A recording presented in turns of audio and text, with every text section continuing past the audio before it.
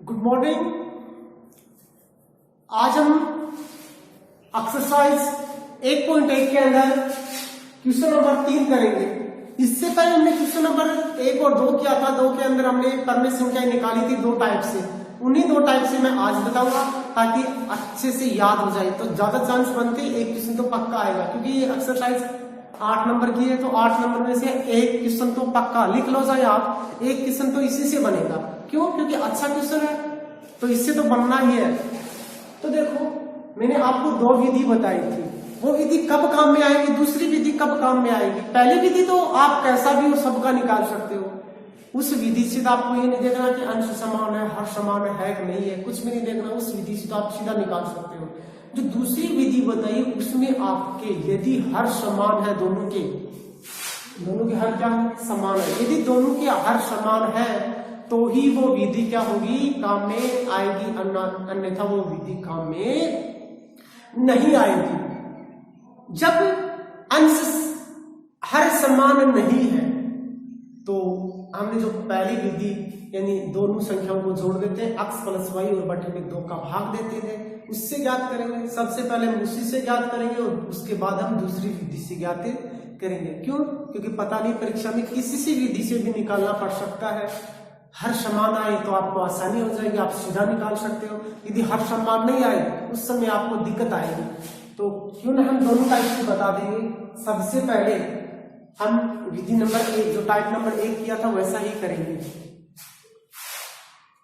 सबसे पहले 3/5 व 4/5 के बीच, 3/5 व 4/5 के बीच याद करें। 3/4 और 5 के बीच पहली दोनों को क्या कर देंगे, जोड़ लेंगे और किसका भाग दे देंगे, 2 का भाग दे देंगे। तो देखो दोनों में लघुत्तम कितना रहा, 5। ऊपर वाला 3 और 4 और नीचे कितना बटे 2। अब देखो नीचे वाला बड़ा बट्टा है, ऊपर वाला छोटा है। तो छोटा हमेशा आपको पता है किसकी तरफ दौड़ के जाएगा, बड़े की तरफ।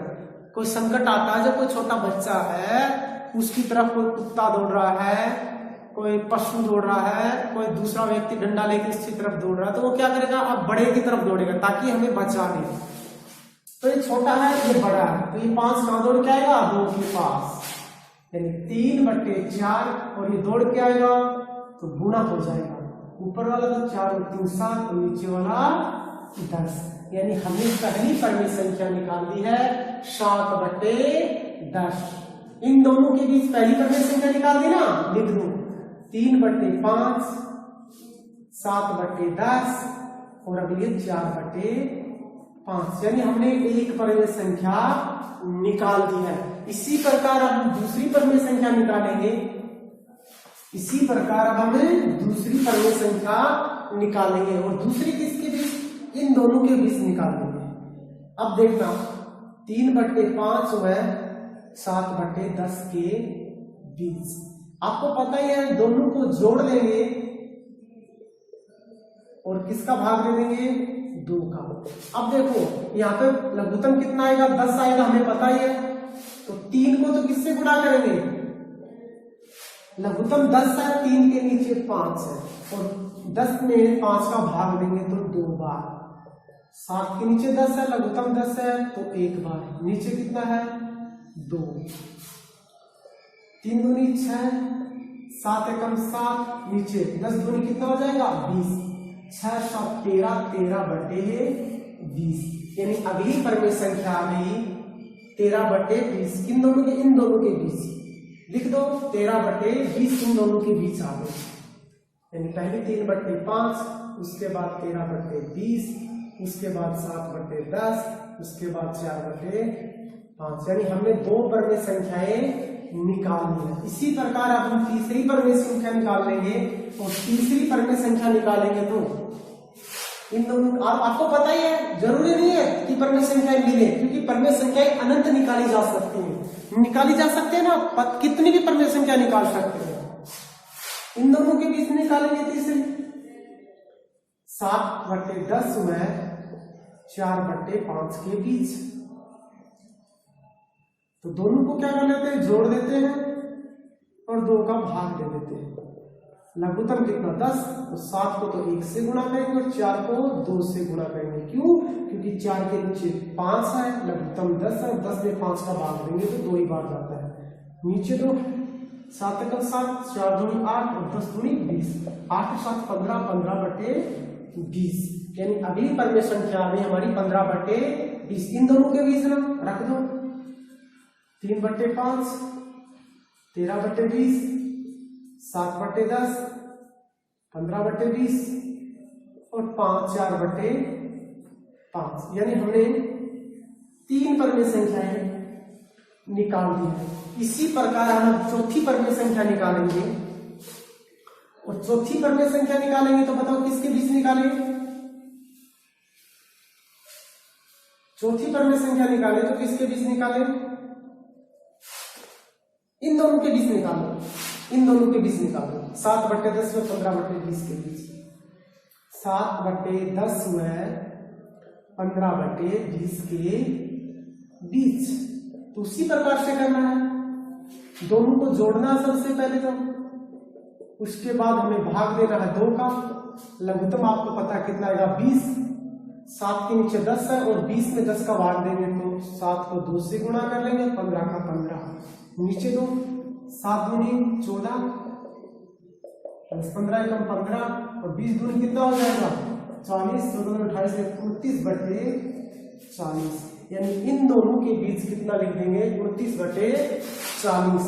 3/5, 13/20, 7/10, 29/40, 15/20 और 4/5, यानी ये हमारी परमेय संख्याएं आ गई है। आ गई ना?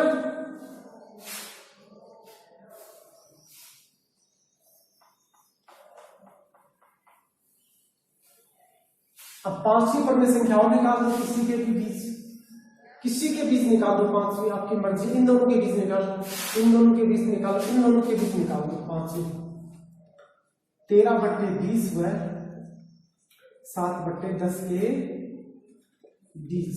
आपको पता दोनों को जोड़ोगे उसके बाद 2 का भाग दोगे। लघुत्तम ऊपर वाला कितना है 20, तो 13 को तो 1 से गुणा करोगे, 7 को 2 से गुणा करोगे, नीचे 2 है। 13 एकम 13 और 7 दूनी 14/20 दूनी 40, 13 दूनी 26, 27/40, यानी इन दोनों के बीच कितनी आ गई 27/40। इन दोनों के बीच लिख देना आप,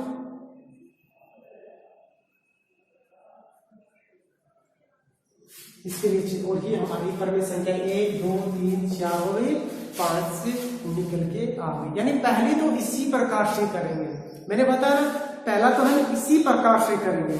अब नेक्स्ट देखो अगली जो दूसरी विधि है, क्यों? क्योंकि इसमें हमारा हर समान है, तो हम दूसरी विधि से भी तो कर सकते हैं ना।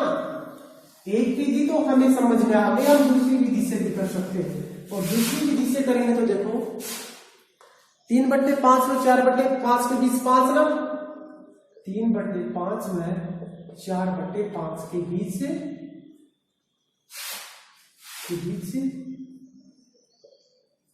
5 परमेय संख्याएं।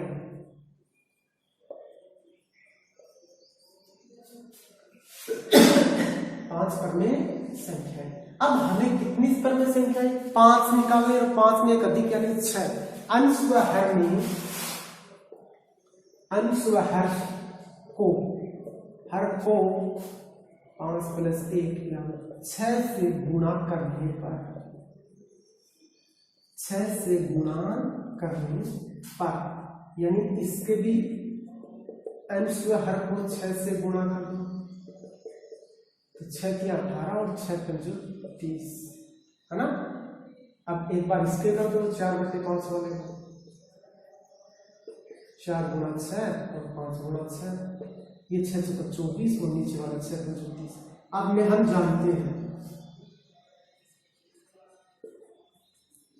हैं कि 18 से बड़ा 19 से बड़ा 20, 21, 22, 23 और उसके बाद कितना आता है 24। 18 से 24 के बीच आएगी, देखो 1 2 3 4 5 परमेय संख्या आएगी ना। आता है ऊपर कर देते हैं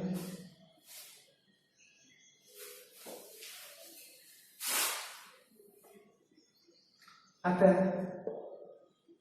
3/5 में 4/5 के बीच परिमेय संख्याएं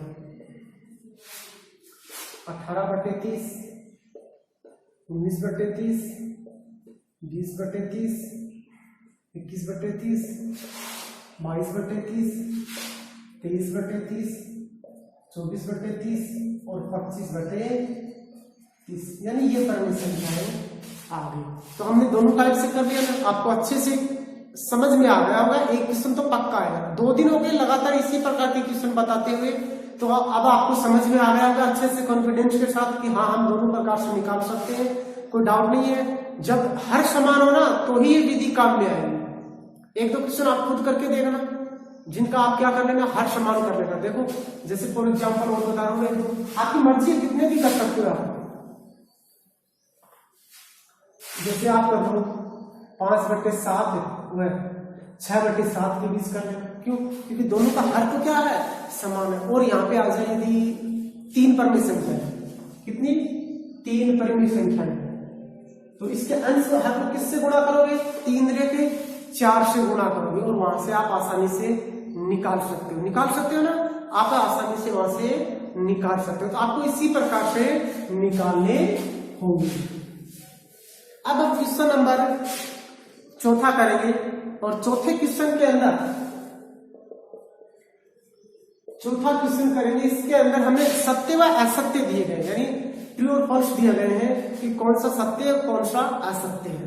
सबसे पहले हमें दिया गया है कि प्रत्येक प्राकृत संख्या एक पूर्ण संख्या होती है। प्रत्येक प्राकृत संख्या एक पूर्ण संख्या होती है। यदि आपने पीछे याद किया तो आप बता सकते हो कि ये बात सत्य है या बात असत्य है। बताओ। देखो प्राकृत संख्या क्या होती है, नेचुरल नंबर क्या होती है, प्राकृत संख्या 1 2 3 4 5। पूर्ण संख्या क्या होती है बताओ। पूर्ण संख्या मैंने बताया था आपको, पूर्ण संख्या 0 1 2 3 4 5। क्या पूछ रहा है? प्रत्येक प्राकृत संख्या एक पूर्ण संख्या है। तो ये सारी संख्या इसके अंदर है ना? हाँ, तो ये बात क्या है? सत्य है। सत्य है, प्रत्येक प्राकृत संख्या एक पूर्ण संख्या होती है। बता सकते हो। इसी प्रकार इसके अंदर पॉइंट नंबर 2 दिया गया है, प्रत्येक पूर्णांक एक पूर्ण संख्या होती है। प्रत्येक पूर्णांक एक पूर्ण संख्या होती है। तो बताओ पूर्णांक तो क्या होता है? ऋणात्मक भी हो सकता है। पूर्णांक क्या हो सकता है? ऋणात्मक हो सकता है ना, परंतु पूर्ण संख्या ऋणात्मक नहीं होती है, वो सिर्फ क्या होती है? धनात्मक ही होती है। अब देखो जैसे पूर्णांक है, पूर्णांक तो पहले पूर्णांक समझा रहा हूं आपको। पूर्णांक क्या होते हैं? जैसे 1 1 2 3 4 ये मानो, -1 -2 -3, ये सभी क्या होते हैं? पूर्णांक होते हैं। बल्कि पूर्ण संख्या क्या होती है? पूर्ण संख्या तो सिर्फ यही होती है जो आगे की तरफ, जो 0 के, ये तो कौन से B फॉर बाई और ये D फॉर दाई, जो 0 के दाई साइड में है वो सभी क्या होगी? पूर्ण संख्या होगी। इसने तो क्या बोल दिया कि सारी है ना पूर्ण संख्या होती है। तो ये बात क्या होगी? असत्य होगी। ये बात क्या होगी? असत्य। इसके अंदर क्या आ जाएगा? असत्य। ये बात हजम नहीं हो रही है तो गलत है ना। इससे अगला पॉइंट है,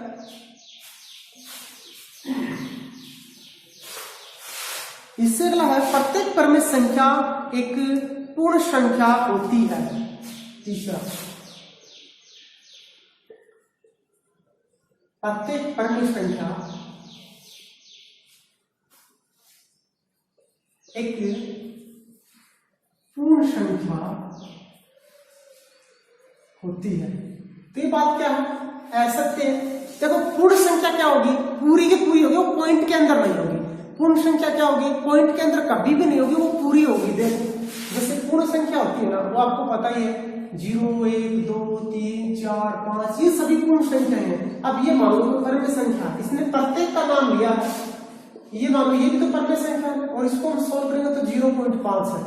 देखो 0.5 यानी इन दोनों के बीच आ गई, ये तो अधूरी रह गई, पूरी थोड़ी ना हुई है, तो ये भी क्या हो गया, असत्य है।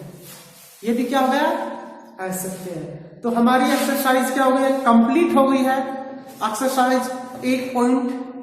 कोई डाउट हो तो बता देना, क्योंकि 1.1 के अंदर हमने 2-3 टाइप की है, एक तो मध्य परमेय संख्या निकालना और एक ही क्या शून्य परमेय संख्या। बस ये ज्यादा मोस्ट तो जो मध्य परमेय संख्या थी निकालनी वो ज्यादा मोस्ट है। तो आपको अच्छे से जितना भी करवाया है वो अच्छे से याद होना चाहिए। क्यों, अब आपका आगे टेस्ट होगा, कब होगा वो हम बता देंगे आपको। संदीप सर पहले आपके ग्रुप के अंदर डाल देंगे कि अब मैथ का टेस्ट इतनी तारीख को होगा, इतने बजे होगा। तो आपको उस दिन सभी को जैसी क्लास होगी उसके तुरंत बाद आपके पास क्वेश्चन हम भेज दिए जाएंगे, उनके आंसर आप अपनी रफ कॉपी के अंदर लिख के फोटो खींच के ग्रुप के अंदर सेंड कर देना। हम वहां से चेक करके आपको बता देंगे आपके इतने सही, आपको इतने नंबर आए। तो वो नंबर कब आएंगे, अब आप कोशिश मत करना कि हम नकल मार लेंगे, उसके लिए आपको कुछ समय दिया जाएगा, यानी प्रत्येक क्वेश्चन के लिए 3 या 4 मिनट दी जाएंगी। अब हमें पता है कि हमारे सभी बच्चों के लिए तो नहीं, कुछ एक बच्चे ज्यादा कॉन्फिडेंस वाले भी हैं, वो सीधा सोचेंगे हाँ कर लेने, नकल मार लेंगे। बेटा उसका दुष्प्रभाव भी आपके ऊपर ही पड़ेगा, ठीक है ना। क्यों, क्योंकि आप नकल करोगे तो परीक्षा के अंदर आप क्या करोगे। तो अच्छे से पहले याद करो और याद करने के बाद ही आप अच्छे से पेपर दे पाओगे। आज के लिए बस इतना।